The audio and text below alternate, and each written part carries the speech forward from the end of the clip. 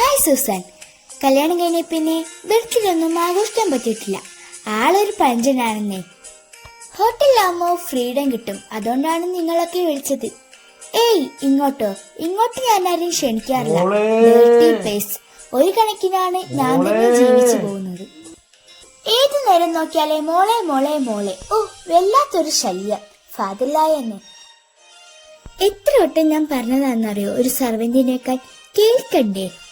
എനിക്ക് ഈ മരുന്നിന്റെ മണൊന്നും പിടിക്കില്ലാന്നേ. അപ്പൊ ഓക്കെ സൂസൻ, വൈകിട്ട് നേരത്തെ വരണേ. Happy birthday Deepa. Thank U Arun. എന്താ ഇത്? ഓ സാരിയോ, എത്ര രൂപയായി? 2000 രൂപയായി. 2000 രൂപ? നാണമില്ല മനുഷ്യ നിങ്ങൾക്ക്? ഇത് കണ്ടോ, എന്റെ ഡാഡി വാങ്ങിത്തതാ. ഡയമണ്ടാ, ഡയമണ്ട്. ദേ, ഞാനൊരു കാര്യം പറഞ്ഞേക്കാം. ഡാഡി കാറ് വാങ്ങിത്തത് നിങ്ങൾക്ക് ലോകം ചുറ്റാനല്ല, എന്റെ ആവശ്യങ്ങൾക്കാ. ചാവി എവിടെ?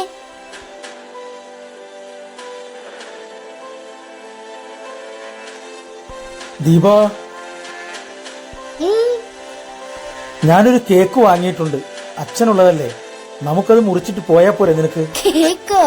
അത് അച്ഛനും മോനങ്ങ് മുറിച്ച് തിന്നാ മതി, എനിക്കേറെ പണിയുണ്ട്.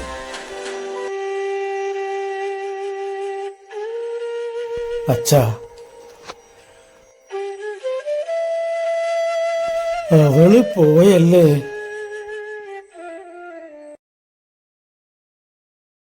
മോളെ മോളെ.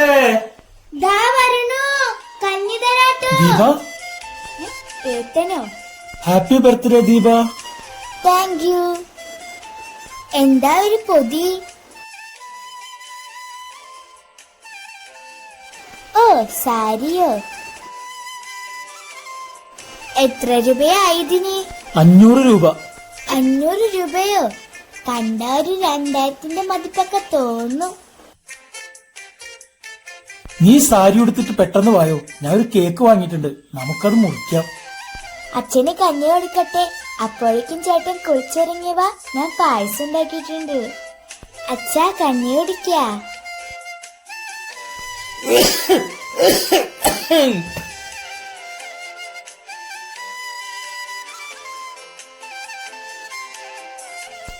മതി മോളെ, മതി.